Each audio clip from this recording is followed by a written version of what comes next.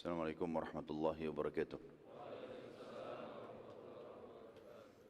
Alhamdulillah, lisan kita selalu memuji Sang Pencipta Allah dalam segala keadaan, baik kita lagi sehat ataupun sakit, kaya ataupun miskin, muda ataupun tua. Dalam segala keadaan seorang mukmin di dunia sampai di surga pun selalu memuji Tuhannya, alhamdulillah. Dan seorang mukmin sangat memahami dengan setulus hatinya kalau kalimat alhamdulillah adalah kalimat yang telah dijadikan oleh Sang Pencipta Allah untuk menyambung hubungan tanda kutip di sini dengannya, karena dianggap atau dijadikan sebagai kalimat syukur, berterima kasih atas adanya penciptaan dan segala nikmat yang melimpah. Maka tentu sangat wajar kalau seorang muslim dan mukmin selalu mengucapkan alhamdulillah. Dan juga kita panjatkan salam hormat kita selalu saja, salawat dan taslim penuh dengan cinta, rindu dan ketulusan hati kepada manusia yang paling layak untuk dijadikan sebagai suri tauladan, manusia yang telah membawa seluruh manusia tidak terkecuali setelah beliau diutus menjadi nabi dan rasul dari kegelapan kepada keterangan, dari syirik dan kufur kepada tauhid dan beriman, serta membawa manusia agar lebih mengenal Tuhannya Allah, dan juga membawa agama terakhir atau ajaran yang terakhir atau syariat yang terakhir yang dibawa oleh Allah atau yang diturunkan oleh Allah Subhanahu wa taala dalam menyempurnakan agama Islam yang telah Allah turunkan sebelumnya. Dan seorang mukmin dianjurkan agar mengucapkan salam hormat kepadanya dan akan dibalas langsung 10 kali tambahan rahmat oleh Sang Pencipta Allah dengan mengucapkan 1 kali saja salam hormat, yang berarti rahmat tersebut adalah pengampunan dosa, peninggian derajat, dan juga tentu pemenuhan segala kebutuhan. Maka sangat wajar sebagai seorang mukmin kita mengatakan salawat dan taslim kepada Nabi besar Muhammad sallallahu alaihi wasallam. Melanjutkan bahasan sirah nabawi yang mulia, sejarah manusia terbaik di muka bumi ini, dan beruntunglah orang-orang yang menjadi pengikutnya. Kita melanjutkan, dan pagi ini semoga Allah berkahi, serta juga nanti malam dan besok pagi saya sudah meminta kepada teman-teman panitia agar 3 pertemuan semuanya diisi dengan sirah, termasuk besok subuh insyaAllah, agar materi kita tidak terlalu jarak atau tidak terlalu lama waktunya dan bisa diselesaikan. Dan pada pagi ini insyaAllah kita masuk ke pembebasan kota Mekah. Sebab utama terjadinya penyerangan ke Mekah oleh baginda Nabi SAW adalah perseteruan yang terjadi antara 2 suku, suku Bakar dan suku Khuza'ah. Kalau teman-teman masih ingat di kesepakatan Hudaybiyah, waktu Nabi SAW dilarang dan dihadang oleh Quraisy untuk masuk ke Mekah mengerjakan umrah, terjadi kesepakatan Hudaybiyah. Banyak sekali poin-poinnya sudah kita jelaskan. Salah satunya adalah akan dihilangkan peperangan selama 10 tahun antara muslimin dengan orang-orang Quraisy. Dan siapa suku Arab yang ingin bergabung dengan menjadi sekutu Quraisy dipersilahkan, dan siapa suku Arab yang mau bersekutu dengan muslimin dipersilahkan. Maka ada 2 suku yang tinggal di sekitar Mekah. Mereka dari dulu berseteru, perang terus.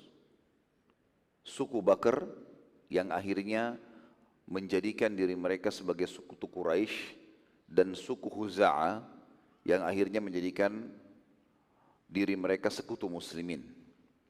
Dan tentu makna sekutu adalah, kalau dalam perjanjian peperangan, kalau seandainya ada yang mengganggu sekutu tersebut, berarti sama saja mengganggu pemilik perjanjian asal. Jadi misal ada yang ganggu suku Bakar, berarti mereka mengganggu Quraisy. Ada yang mengganggu suku Khuza'ah, berarti mereka mengganggu muslimin. Seperti itulah. Teman-teman sekalian, setelah terjadi kesepakatan tersebut, yang tadinya suku Bakar sama suku Khuza'ah sering berperang, akhirnya mereka berhenti berperang karena harus mengikuti akad. 10 tahun tidak boleh berperang. Sebelumnya, sebelum akad ini, suku Bakar ini yang menjadi sekutu Quraisy selalu dikalahkan oleh suku Khuza'ah. Tidak pernah menang. Selalu kerugian di pihak mereka. Dan mereka berpikir menjadikan Quraisy sebagai sekutu karena mereka menganggap bahwasanya Quraisy lebih kuat dari muslimin. Seperti itu gambaran mereka. Sementara, dan tidak ada satupun dari suku Bakar yang masuk Islam. Sementara suku Khuza'ah, dan kalau teman-teman review jauh lebih ke belakang lagi, Khuza'ah ini suku yang pertama hijrah dari Yaman, terus kemudian ketemu dengan Hajar dan Ismail di Mekah. Jadi mereka termasuk penduduk Mekah yang pertama gitu. Suku Khuza'ah ini mayoritasnya masuk Islam. Sebagian kecil di antara mereka yang belum masuk Islam. Makanya mereka memilih muslimin sebagai sekutunya. Suku Khuza'ah karena menganggap bahwasanya sudah ada kesepakatan damai, maka mereka pun melucutkan senjata dan mereka masuk ke dalam Mekah tidak bawa senjata. Sebelum ada kesepakatan perdamaian ini, selalu setiap orang siap siaga dengan senjata yang kira bisa diserang setiap saat. Salah satu pimpinan suku Bakar yang bernama Naufal bin Muawiyah Ad-Daili. Naufal bin Muawiyah Ad-Daili ini adalah pimpinan suku Bakar. Dia merasa terganggu dengan akad ini karena dia berharap melihat atau mendapatkan kelalaian Khuza'ah lalu dia membalas kekalahan-kekalahan yang dulu karena belum pernah menang dalam peperangan. Pasti mereka kalah. Naufal pada saat itu melihat rupanya ada banyak dari suku Khuza'ah masuk ke Mekah di depan mata dia, tidak pakai senjata. Sementara dia sendiri karena sekutu Quraisy, seperti orang Quraisy, di kota sendiri boleh bawa senjata, yang penting tidak mengganggu orang. Maka Naufal melihat ada banyak suku-suku Khuza'ah yang berlalu lalang di depan mata dia, dan dia tahu ini dulu adalah prajurit-prajurit Khuza'ah. Maka dia pun terganggu lalu dia mengatakan kepada tokoh-tokoh Quraisy, sungguh ini kesempatan kami membalas kekalahan-kekalahan kami sebelumnya. Dan suku Khuza'ah, dari suku Khuza'ah, dan kami ingin, wahai Quraisy, kalian mendukung kami. Sekarang ini saya mau bunuh nih orang-orang nih. Kesempatan. Bantai sekarang, dukung kami. Walaupun harus berkhianat dari kesepakatan. Sebagian besar tokoh-tokoh Quraisy menolak. Gak bisa, akad. Kita harus sepakat. Orang-orang nanti di Jazirah Arab akan berkata apa tentang Quraisy? Mengkhianati kesepakatan gak mungkin. Setelah 10 tahun silahkan. Tapi rupanya ada beberapa tokoh-tokoh muda Quraisy yang mendukung itu. Karena memang mereka jengkel dengan kaum muslimin. Dan juga mereka berpikir akad ini sebenarnya hanya untuk membuat Quraisy menyusun kekuatan mereka. Seperti misalnya Ikrimah bin Abi Jahal. Tentu ini nanti akan masuk Islam pembebasan kota Mekah. Karena dia tahu ayahnya Abu Jahal terbunuh di perang Badar dan dia masih jengkel menyimpan dendam itu, maka dia mengatakan, lakukan. Saya akan di belakang kalian. Dan suku Abu Jahal yang dipimpin oleh Ikrimah anaknya ini termasuk suku yang terbesar di Mekah. Makanya Abu Jahal waktu masih hidup dianggap dia pemimpin Mekah karena dari sekian banyak suku Quraisy di Mekah, suku dia yang paling banyak pengikutnya atau anggotanya. Kemudian juga uniknya pada saat itu, karena Ikrimah ini bersahabat dekat dengan tokoh Quraisy yang lain yang juga ayahnya terbunuh di perang Badar. Namanya Safwan bin Umayyah bin Khalaf. Ayahnya juga Umayyah bin Khalaf terbunuh di perang Badar. Maka dia juga berdiri memberikan dukungan. Yang lebih unik lagi adalah seseorang tokoh Quraisy yang bernama Suhail bin Amr. Suhail bin Amr ini penulis akad. Dia yang datang bernegosiasi dengan Nabi SAW untuk nulis akad. Bahwasanya tidak akan ada pengkhianatan. Dia juga berdiri dan memberikan dukungan. Dan yang terakhir, yang keempat adalah Huwaid. Huwaid bin Abdul Iz ini, dia adalah saksi di kesepakatan Hudaybiyah. Dia pun berdiri mengatakan, saya dukung kamu, hai Naufal. Maka dengan berdirinya 4 orang ini berarti ada 4 suku besar di Mekah yang mendukung pengkhianatan kesepakatan itu. Maka dengan kesepakatan ini, tokoh-tokoh Quraisy yang lain yang tadinya tidak mendukung diam. Tidak mendukung, tidak juga mengatakan tidak. Maka Naufal melihat dukungannya besar sekali. Dia pun mengajak sukunya, lalu menunggu kesempatan yang tepat. Beberapa malam setelah kejadian tersebut, Naufal mendapatkan mayoritas suku Khuza'ah, mayoritasnya jumlahnya ribuan orang, itu sedang menginap di luar wilayah haram. Karena itu tradisi mereka, besoknya mereka masuk untuk tawaf. baik itu di antara mereka muslimin atau orang kafirnya. Di malam itu Naufal membawa pasukannya dalam kondisi muslimin dan orang-orang non-muslim ini sedang beristirahat. Kaum muslimin mayoritasnya bahkan sedang sholat malam waktu itu. Mereka sedang membaca Al-Quran. Maka diserang tiba-tiba. Penyerangan tiba-tiba ini karena mayoritasnya suku Huza'a muslimin dan mereka lagi sholat malam. Maka mereka engah, tapi tidak sempat punya persiapan. Terbunuhlah 3 orang pada saat itu. Setelah terbunuh 3 orang, mayoritas suku Huza'a berlarian, melarikan diri karena suku yang Bakar ini menyerang dengan pasukan intinya. Maka mereka pun lari dan malam hari sampai mereka masuk ke wilayah haram dan tepatnya mereka mendekati rumah pimpinan mereka. Suku Huza'a punya pimpinan pada saat itu, kepala suku kebetulan tidak ada di situ, bernama Hudayl bin Warqa.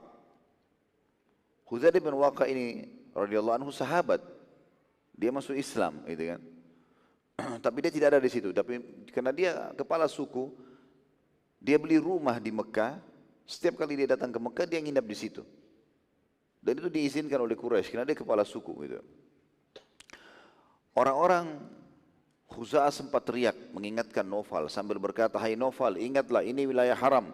Ini wilayah haram. Takutlah pada Tuhanmu." Karena Naufal juga beriman kepada Allah sebenarnya, cuman mereka adalah orang-orang musyrik. Mereka menyekutukan Allah Azza wa Jalla dengan patung-patungnya, gitu kan. Tahu Allah SWT, tahu kalau Ka'bah ini adalah rumahnya Allah. Sebagaimana kita tahu juga pada saat Abraha akan menyerang, mayoritas masyarakat Makkah penyembah berhala. Tapi mereka mengetahui kalau Ka'bah rumahnya Allah. Dan setelah kejadian Abraha dihancurkan oleh Allah SWT, mereka mengenang itu dengan mengatakan itu adalah tahun gajah, tahun di mana baginda Nabi SAW lahir. Jadi mereka sebenarnya mengenal Allah. Waktu diingatkan begitu, Naufal karena yang bergolak dalam hatinya adalah dendam, maka dia mengatakan tidak lagi Tuhan kalian hari ini dan kami akan membunuh kalian semuanya. Pada saat itu, waktu pas suku Huza'a tiba di depan rumahnya Hudayl ibn Warqa radhiyallahu anhu, dan kena tengah malam, tidak ada yang bukain pintu, akhirnya terjadilah pembantaian massal pada saat itu. Dan mereka bercoba melawan, mempertahankan diri, sehingga akhirnya terbunuh 20 orang. Jadi total yang terbunuh dari suku Huza'a 23 orang. 3 orang di luar wilayah haram, 20-nya di dalam wilayah haram. Tentu ini tercoreng sekali. Kalau orang-orang Quraisy, penduduk Mekah asli, diserang oleh pasukan dari luar lalu mereka terbunuh di wilayah haram, itu kemuliaan. Tapi kalau orang-orang Quraisy Mekah yang berkhianat dan membunuh orang lain di wilayah haram, ini pelanggaran besar. Baik dalam syariat kita, tidak boleh membunuh di wilayah haram, tidak boleh mencabut pohonnya, tidak boleh membunuh hewannya dan seterusnya, ya, kecuali hewan-hewan yang dibolehkan dibunuh seperti tikus, kalajengking, ular dan seterusnya. Maka di dalam pemahaman mereka pun orang Quraisy ini pelanggaran. Kode etiknya itu dilanggar sama dia, wilayah haram, tidak boleh sama sekali. Terus saya terjadi peperangan sampai menjelang pagi. Pada saat tiba pagi, karena orang-orang Quraisy sudah khawatir jangan sampai tersebar berita ke Madinah terhadap pengkhianatan ini, maka mereka pun memerintahkan agar suku Bakar bubar, nggak boleh lagi. Naufal pun disuruh berhenti. Sudah selesai. Malam hari kami masih bisa alasan kalau kami tidak tahu kejadian. Maka dibubarkanlah, bubarlah pada saat itu. Dan ini jelas sekali teman-teman pengkhianatan terhadap akad. Sebagaimana saya jelaskan tadi, akadnya adalah yang mengganggu sekutu, berarti sekutunya juga terganggu. Seperti itulah. Suku Huza'a sekutu muslimin. Berarti sama saja Quraisy yang sedang menyerang muslimin.